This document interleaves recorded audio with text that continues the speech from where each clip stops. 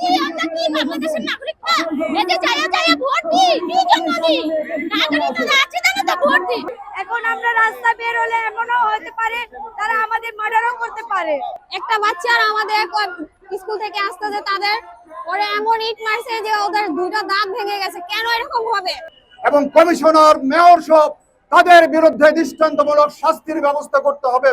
দর্শক, গত 10 জুলাই ঢাকা সিটি কর্পোরেশনের 33 নম্বর ওয়ার্ডের হরিজন সম্প্রদায়ের যে লোকগুলো আছে তাদের যে দীর্ঘদিন ধরে প্রায় 400 বছর ধরে তারা যে জায়গাটিতে অবস্থান করছে সেই জায়গাটিতে মহামান্য হাইকোর্টের নির্দেশে একটি উচ্ছেদ অভিযান পরিচালনা করা হয়।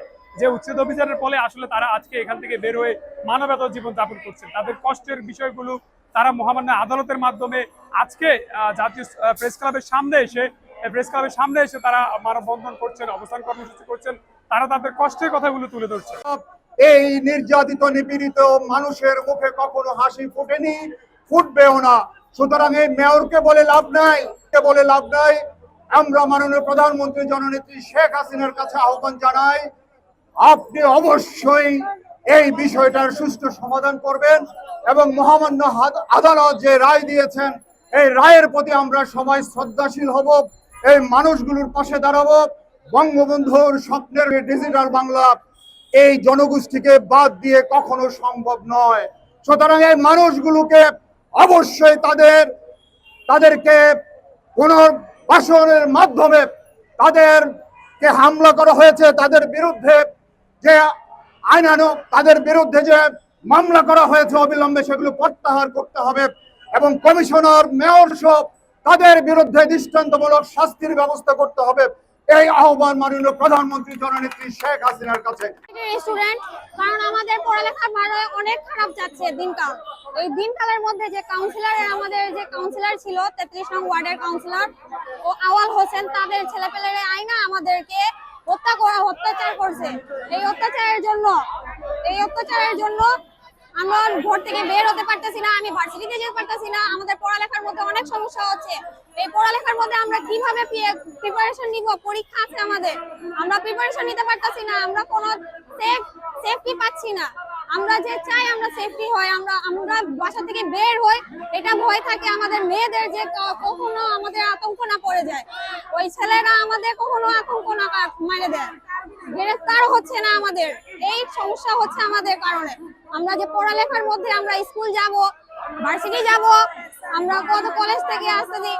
একটা বাচ্চারা আমাদের স্কুল থেকে আসতেছে তাদের ওরা এমন ইট মারছে যে ওদের দুটো দাঁত ভেঙে গেছে। কেন এরকম হবে? আমরা এটার বিচার চাই। এদের গ্রেফতার করার জন্য আমরা বিচার চাই। এটা আমাদের দাবি, এটা আমাদের বিচার। আমরা এটাই চাই যাতে আমরা ভার্সিটি থেকে যখন বাসায় আসি, বাসায় ফিরি, আমরা যাতে সেফ ভাবে আসি। যখন আমরা যাই, বিশেষ করে মেয়েরা, মহিলারা, ওদেরকে আতঙ্ক রাখা হয়েছে। কেন আতঙ্ক রাখা হবে? মাননীয় প্রধানমন্ত্রীর কাছে আমার অনুরোধ আছে, আমাদের সবার অনুরোধ আছে যে আপনারা আমাদেরকে বাঁচান। আমার পানি বাচ্চাটা কাঁদে, মা আমাকে কি এত কষ্ট হইতাছে, আমাকে মহল্লা ভাঙা দিতাছে, আমাকে বাইকলে ভাঙা দিতাছে, আমাকে পানির মাথা পুড়া দিছে, আমার দিদির পা ভাঙা দিছে, আমার পোলার একে দিয়ে কাটা দিছে, মুখ কাটা দিছে, আমার কলজে আমার ঘুম আসে না। বিশেষ করে আমরা আতঙ্কের মধ্যে আছি, আমাকে ঘুম নাই, খাওয়া নাই। চিন্তা করি কখন জানি কি হয়ে যায়, রাত্রে ঘুমাইতে পারি না, কখন কি হয়ে যায়। যদি সকালে উঠে দেখি আমার মহল্লা নাই, এ কারণে রাত জাগনা থাকি, ঘুমাই না। চিন্তা করি রাত হয় দিন যায়, রাত হয় দিন যায়, কেমন জানি তারা কেমনে কি করুন, চিন্তা ভালো লাগে না। খাওয়া দাওয়া আছে, জন্য থাকার জায়গা আছে, আর আমরা বাংলাদেশের নাগরিক হয়ে আমাকে জায়গা নাই। আমরা কি বাংলাদেশের নাগরিক না? এই যে যায় ভোট দিই, কি জন্য দিই? নাগরিক তো আছে জানো তো ভোট দিই। যখন ভোটের তখন আসে আপনি ভোট দিবেন, দিদি ভোট দিবেন, তখন আর মনে হয় না আমরা বাংলাদেশের নাগরিক নয়।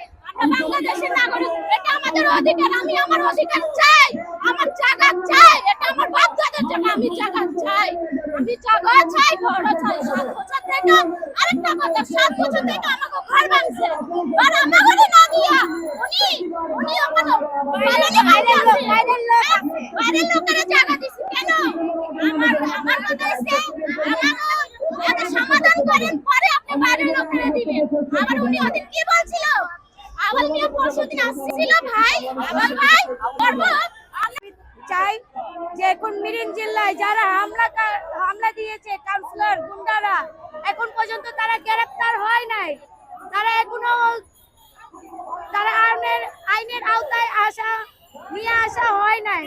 আমরা তাদেরকে বিচার চাই, আমরা আমাদের বিচার চাই যে এই রক্ত তারা হামলা দিয়ে বের করেছে তাদেরকে আমরা আইনের আওতায় আমরা গ্রেফতারি চাই।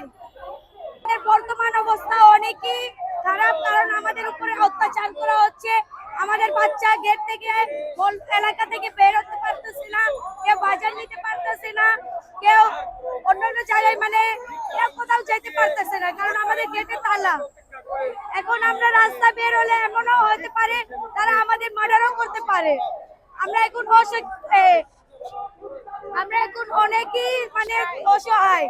আমরা কোন পর্যায়ে আমরা বলতে পারবো না, কারণ আমাদের অনেক নারীরা আহত হয়েছে, অনেক শিশুরা আহত হয়েছে, অনেক ভাইরা আহত হয়েছে। আজকে এখানে এসেছি, সমবেত হয়েছি। আমরা হরিজন সম্প্রদায়ের উচ্ছেদের জন্য তীব্র নিন্দা জানাই। তারা এদেশের আদিবাসী, তারা এদেশের নাগরিক। যে দেশে লাখ লাখ রোহিঙ্গা আছে, যে দেশে লক্ষ লক্ষ বিহারি আছে, পাকিস্তানি আছে, সে দেশে সনাতন ধর্মাবলম্বীদেরকে এভাবে উচ্ছেদ করা খুবই লজ্জাজনক। খোদ রাজধানী ঢাকা শহরে এইভাবে একটা সনাতন ধর্মাবলম্বী লোকদেরকে উচ্ছেদ করা খুবই ন্যাক্কারজনক। সারা বিশ্বের লোক আজকে ধিক্কার জানাচ্ছে, আমরা এর ধিক্কার জানাই, প্রতিবাদ জানাই। তারা এদেশের নাগরিক, এদেশে বসবাস করবে, তাদের ভূমির অধিকার নিশ্চিত করতে হবে, এইটাই আমাদের দাবি। আজ শত শত হাজার হাজার লোক খোলা আকাশের নিচে আছে, অনিদ্রায়, অনাহারে এবং স্বাস্থ্য চিকিৎসা তাদের ব্যাঘাত করছে।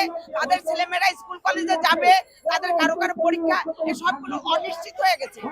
এমনকি যে কোনো সময় তাদের উপর মামলা মহামান্য আদালতের নিষেধাজ্ঞা সত্ত্বেও তাদের প্রতি যে হামলা হয়েছে, উচ্ছেদের যে প্রচেষ্টা চলছে, এর আমরা প্রতিবাদ জানাই। তারা এখন খোলা আকাশের নিচে মানবেতর জীবন যাপন করছে এবং এটা হচ্ছে সর্বাধিক লজ্জাজনক মানবাধিকার লঙ্ঘন।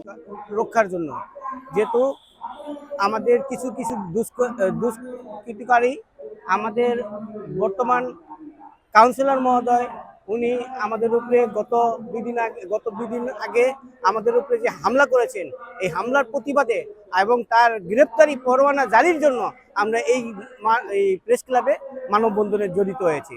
আর যতদিন পর্যন্ত আমরা আমাদের এই ভূমি আমরা নিজের মধ্যে ফিরে না পাই, ততদিন পর্যন্ত আমরা এই আন্দোলন চালিয়ে যাব।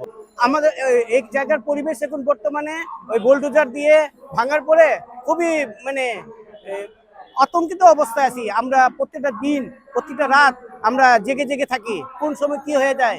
যেহেতু আমাদের ওই কাউন্সিলর মহোদয় জনাব মোহাম্মদ আওয়াল হোসেন, উনি আমাদের কোনো দিন ভালো চায় নাই।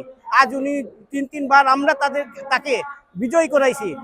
আমাদের যদি কোনো সমস্যা থাকতো, সে আমাদের সাথে শেয়ার করতে পারতো, কিন্তু আমাদের আড়ালে রেখে আমাদের এই ভূমিটা উনি দখল করার জন্য আজ আমাদেরকে এই রাস্তায় নামিয়েছেন। হ্যাঁ, আমরা এই 10 তারিখে আমরা একটা রিট করি।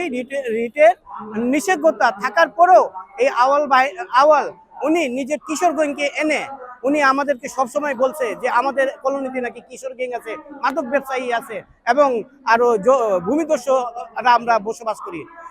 আজ ভূমিদস্যুকে আর কিশোর গ্যাং কে তাদের কাছে থাকে, আর সে আজ এই আওয়াল সাহেব প্রমাণিত করেছেন, যেহেতু তিনি নিজে কিশোর গ্যাং এনে আমাদের উপরে হামলা চালিয়েছেন। আমি মেয়র মহোদয়ের কাছে বিনীতভাবে অনুরোধ করব, মেয়র মহোদয়, আপনি আপনার কাউন্সিলরের কথা না শুনে আপনার সম্মানকে নষ্ট না করার আগেই আপনি অন্তত একবার হলেও আমাদের কলোনিতে এসে আমাদেরকে এসে দেখে আপনি যে সিদ্ধান্ত দিবেন সেই সিদ্ধান্ত আমরা মাথা পেতে নেব, কিন্তু কারো কিছু দুষ্কৃতিকারী কথা শুনে আমাদের ওখান থেকে উচ্ছেদ করিয়েন না, এই বলে আমি আমার বক্তব্য শেষ করছি।